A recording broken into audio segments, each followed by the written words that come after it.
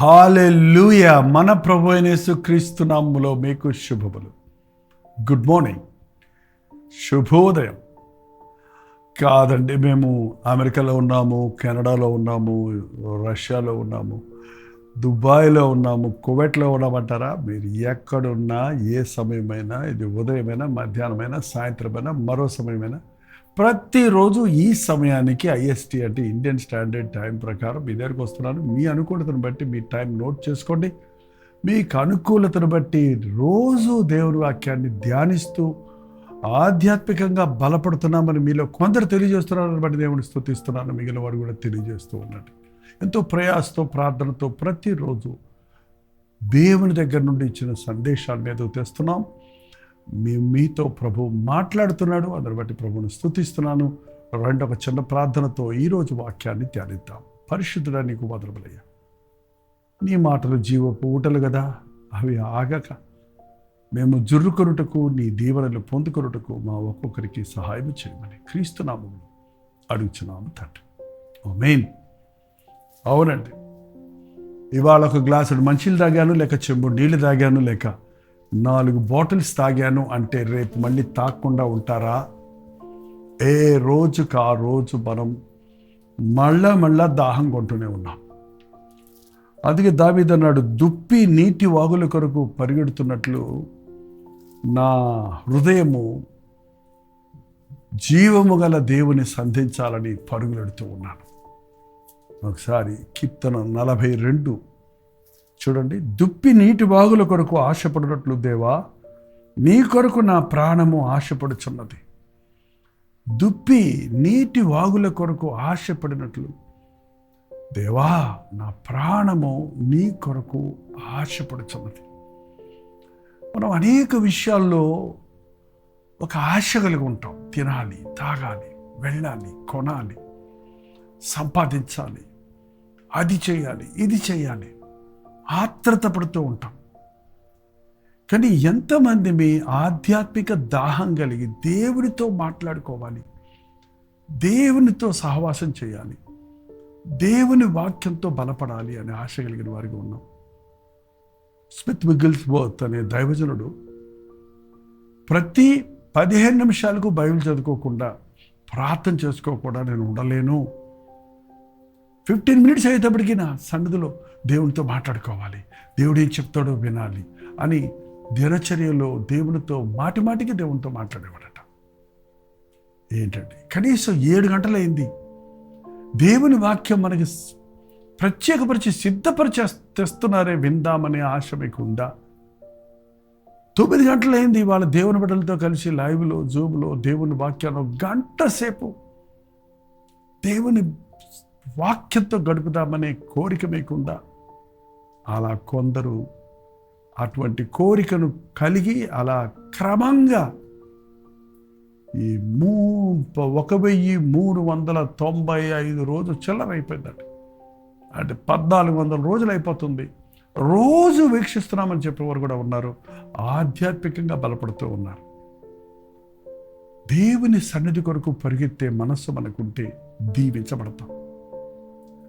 దేవుని వాక్యం మనల్ని సేద తీరుస్తుంది, మనల్ని తృప్తిపరుస్తుంది, మనల్ని ఆదరిస్తుంది, మనల్ని శుభ్రపరుస్తుంది కదా. నీరు ఎన్ని విధాలు మనకు ఉపయోగపడుతుందో చూడండి. మన దాహం తీరుస్తుంది, మనల్ని శుభ్రపరుస్తుంది, మనల్ని రిఫ్రెష్ చేస్తుంది. ఎస్, దేవుని వాక్యం, దేవుని సన్నిధి మనకెంతో ప్రాముఖ్యం. చూడండి, దుప్పి నీటి వాగుల కొరకు ఆశపడినట్లు దేవా, నీ కొరకు నా ప్రాణము ఆశపడుచున్నది. నా ప్రాణము దేవుని కొరకు తృష్ణగొడుచున్నది. జీవము గల దేవుని కొరకు తృష్ణగొడుచున్నది. దేవుని కొరకు తృష్ణగొడుచున్నది.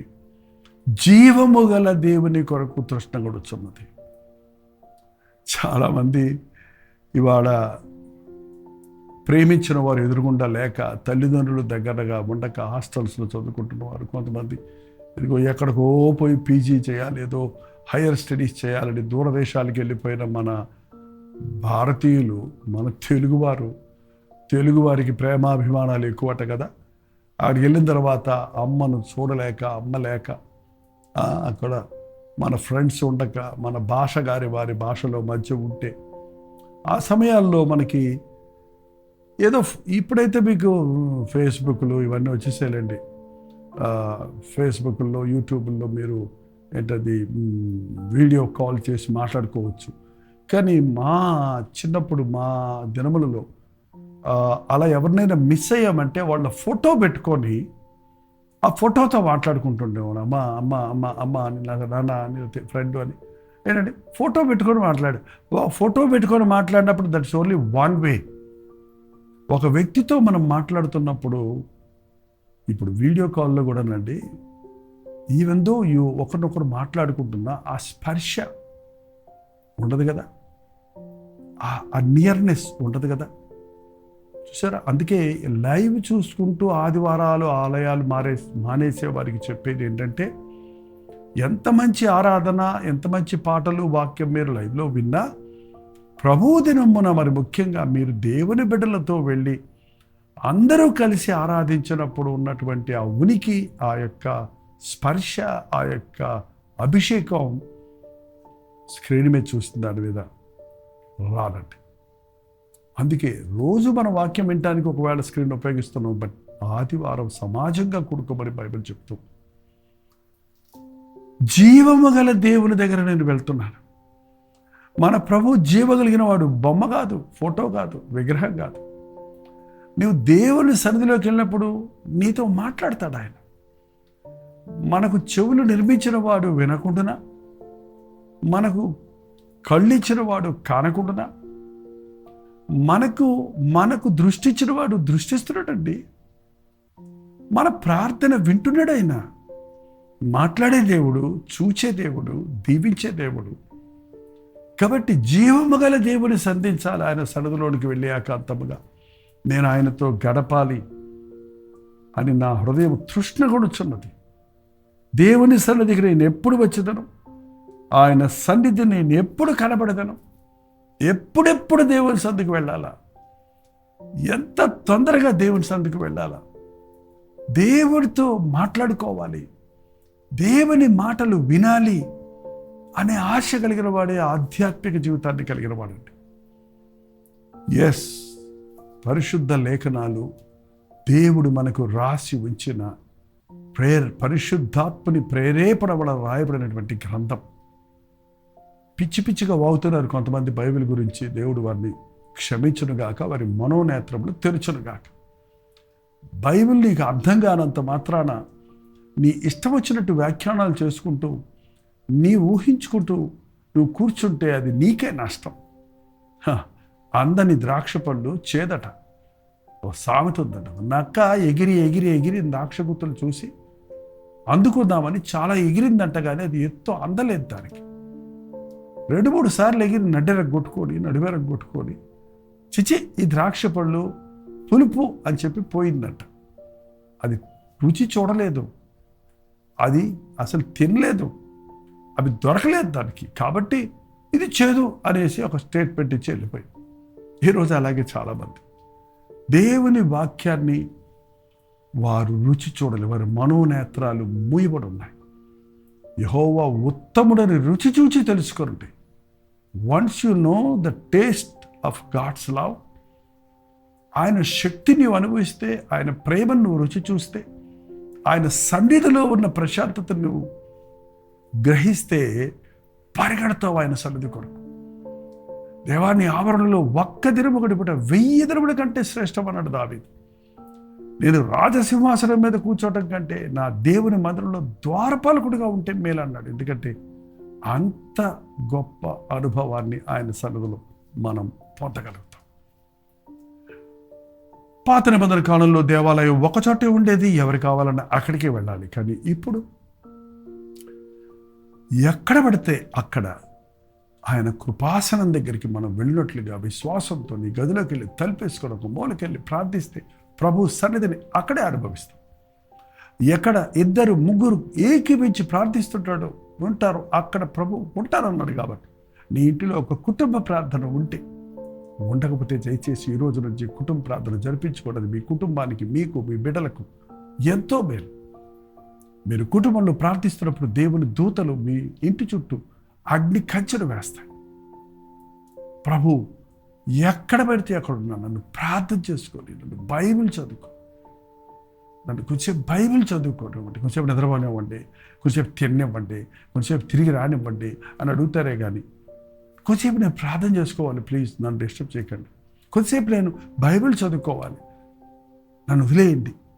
దేవుని సన్నిధిలో గడిపితే నాకు నెమ్మది వస్తుంది, నాకు ప్రశాంతత వస్తుంది, నాకు ఆధ్యాత్మిక బలం వస్తుంది అన్న గ్రహింపు కలిగిన వారిగా మనం ఉన్నామా? ఎన్ని పనులున్నా ప్రభు సన్నిధిని కోరువారిగా ఉండాలి.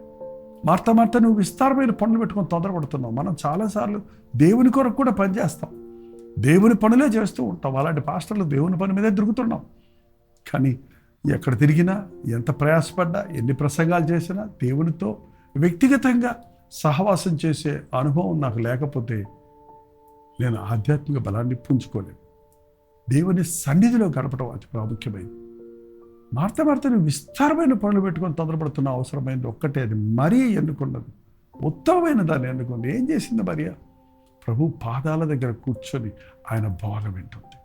ప్రభు పాద సన్నిధిలో గడిపిన ప్రతి క్షణం మనకి ఎంతో మేలైనది, శ్రేష్టమైనది, ఆదరణ కలుగు చేసేది, ఆధ్యాత్మిక శక్తినిచ్చేది, మానవాతీతమైనటువంటి అద్భుత కార్యాలను మన జీవితంలో చూచినట్లుగా పరిశుద్ధాత్మని కార్యాలు మనలో జరుగునట్లుగా ప్రభు మనల్ని దీవించే సమయాలవి.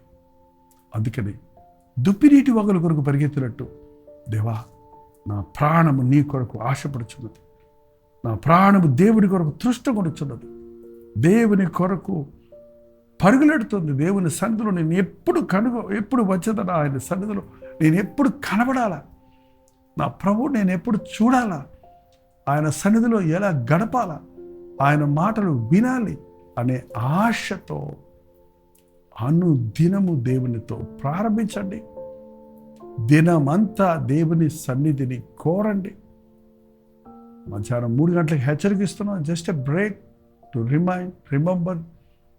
మళ్ళొక్కసారి నీ స్థితిని నువ్వు గుర్తు చేసుకోవడానికి, దేవునికి మొరపెట్టుకోవడానికి టీలు బ్రేక్స్ తీసుకుంటారు కదండి. జస్ట్ 10 minutes హెచ్చరిక మీకోసం రోజు సెలెక్ట్ చేసి ఒక మంచి హెచ్చరికను అందిస్తున్నాం. అలాగే రాత్రి 9 గంటలకి మళ్ళీ మీ పనులు ముగించుకొని దేవుని సన్నిధిలో తీరికగా గడపడానికి. ఎప్పుడైతే దేవుని సన్నిధిలో అనుభవిస్తుంటామోనండి, ఎప్పుడైతే దేవుని సన్నిధిలో ఉంటామో అప్పుడు మనకు తెలియకుండానే మన నవనాడుల్లో ఉన్న అనారోగ్యాలు నుండి విడిపించబడతాం. నేను చాలాసార్లు చెప్తుంటాను, ఈ మధ్యకాలంలో తిరుగుతున్న మనల్ని కొంచెం సిక్ అవుతున్నప్పుడు, కొంచెం fever issue, body pains, headache, ఇలాంటి అన్నీ మామూలు మనిషినే కదా. నిద్ర లేని వల్ల, ఆహారము సమయానికి తీసుకోవడం వల్ల కొన్ని ఇబ్బందులు కలుగుతున్నప్పుడు, ఎప్పుడూ ఇంతవరకు ఎంత బలహీనంగా ఉన్నప్పటికీ దేవుని సన్నిధిని నిర్లక్ష్య పెట్టడం నా జీవితంలో జరగలేదండి. భయంకరమైన జ్వరం ఉన్నా కూడా జ్వరంతో దేవుని సన్నిధికి వెళ్ళి వాక్యం అందించిన రోజులు ఉన్నాయి. బలహీనతతో స్టేజ్ మీద నిలబడి దేవుని సన్నిధిలో గడిపినప్పుడు నా హీలింగ్ సెంటర్ ఏదంటే బలిపీఠం. ప్రభు సన్నిధిలోనికి బలహీనంగా వెళ్ళినప్పటికీ అక్కడ దేవుని సన్నిధిలో ఉండగానే నాకు తెలియకుండానే నా శరీరములోని ప్రతి భాగములో క్రీస్తు రక్త ప్రోక్షణ జరగటం, నూతన బలంతో పుంజుకొనటం నా అనుభవంగా ఉంది. మీరు కూడా ఒంట్లో బాగాలేదు, ఇంట్లో బాగాలేదు అని ప్రార్థన మానేయకండి. దేవునితో గడపండి. ఇంట్లో బాగుంటుంది, ఒంట్లో బాగుంటుంది, మనసులో బాగుంటుంది, బతుకు బాగుంటుంది. దేవుని సన్నిధిని ప్రేమించండి. ఎన్ని పనులున్నా దేవునితో గడిపే సమయాన్ని నిర్లక్ష్య పెట్టద్దు. ప్రార్థన. పరిశుద్ధుడా నీకు వందనములయ్యా, నీతో గడిపే ప్రతి క్షణము మాకెంతో శ్రేష్టమైందని పాటలు పాడుతున్నాం, వాక్యంలో చదువుతున్నాం. అది అనుభవంలో మేము కలిగి ఉండడానికి, దుప్పి నీటి వాగుల కొరకు పరిగెత్తినట్లుగా ఆవురావురమంటూ ఆ నీటిని తాగాలని ఆశించినట్లుగా నీ పాద సన్నిధికి చేరి మా బాధలు, మా వ్యసనములు, మా సమస్యలు నీతో చెప్పుకున్నట్టుకు నీవిచ్చు స్వస్థతను, విడుదలను, ఆనందమును, సమాధానమును పొందుకున్నట్టుకు అనుదిన ధ్యానమును వీక్షిస్తున్న ప్రతి ఒక్కరికి నీ సహాయం ఇచ్చడు. క్రీస్తునామంలో అడుగుచున్నాను తండ్రి, ఆమేన్. తండ్రి అయిన దేవుని యొక్క ప్రేమయు, కుమారుడైన క్రీస్తు యొక్క కృపయు, ఆదరణకర్త అయిన పరిశుద్ధాత్మ యొక్క సహవాసం కూడి వచ్చిన మనందరికీ ఇప్పుడు నువ్వు సదాకాలం తోడై ఉండును గాక. ఆమేన్. దేవుని స్తోత్రం. మీ ప్రార్థన అవసరాలు 9540 నెంబర్కి ఒక టెక్స్ట్ లేక వాయిస్ మెసేజ్ ద్వారా వాట్సాప్ పంపించండి. మీరు ఎక్కడెక్కడి నుంచి వీక్షిస్తున్నారో ఆ సంగతి లైవ్ చాట్లోకి వచ్చి టైప్ చేయడం మర్చిపోకండి. మరి ఇతర దేశాల్లో ఉంటే 9100100388 నెంబర్కి మీ ప్రార్థన అవసరాలు పంపించండి. మీకోసం ప్రార్థిస్తున్నాం, మీరు ప్రార్థించండి. డాక్టర్ జయపాల్ యూట్యూబ్ ఛానల్ మీరు ఇంకా సబ్స్క్రైబ్ చేసుకోకపోతే ప్లీజ్ సబ్స్క్రైబ్ చేసుకోండి. ఎప్పటికప్పుడు ఇంటిమేషన్ వస్తుంది మీకు. షేర్ చేయండి, ఇతరులు కూడా మేలు పొందుతారు. మరి లైక్ బటన్ నొక్కడం మర్చిపోకండి. మీకోసం రాత్రి పగలు ప్రయాసపడుతూ దేవుని వాక్యాన్ని సమృద్ధిగా మీకు అందించాలని ఆశపడుతున్నాం. మా కోసం ప్రార్థించండి. ప్రభుత్వమైతే మధ్యాహ్నం 3 గంటల హెచ్చరిక, అలాగే రాత్రి 9 గంటల కలవరి ప్రతి దూరంలో మళ్ళీ కలుసుకుందాం. అంతవరకు దేవుని మహాకృప మీతో కాక.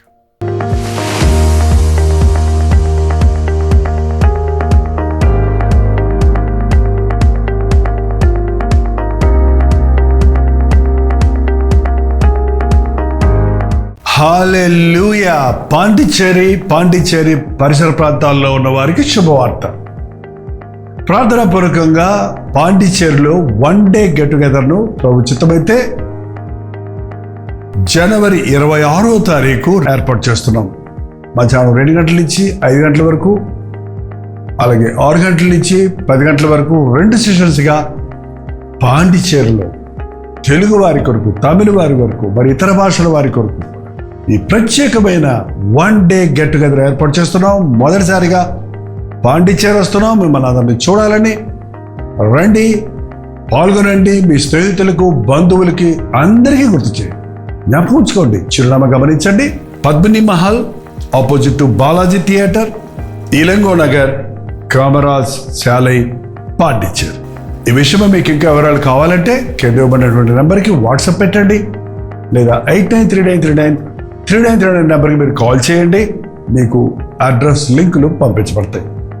రండి, మీ స్నేహితులకి, బంధువులకి అందరికీ తెలియజేయండి. దేవుడు తన గొప్ప కార్యాలు జరిగించినట్లుగా అనేకుల కొరకు ప్రార్థించడానికి, దేవుడిచ్చిన సందేశాన్ని అందించడానికి, ముఖాముఖిగా మిమ్మల్ని చూచి మీ అవసరాల కొరకు దేవుని సొంతలో విజ్ఞాపన చేయడానికి చెన్నై నుండి పాండిచ్చేరి వస్తున్నాం. రండి, పాల్గొనండి, దీవించబడండి.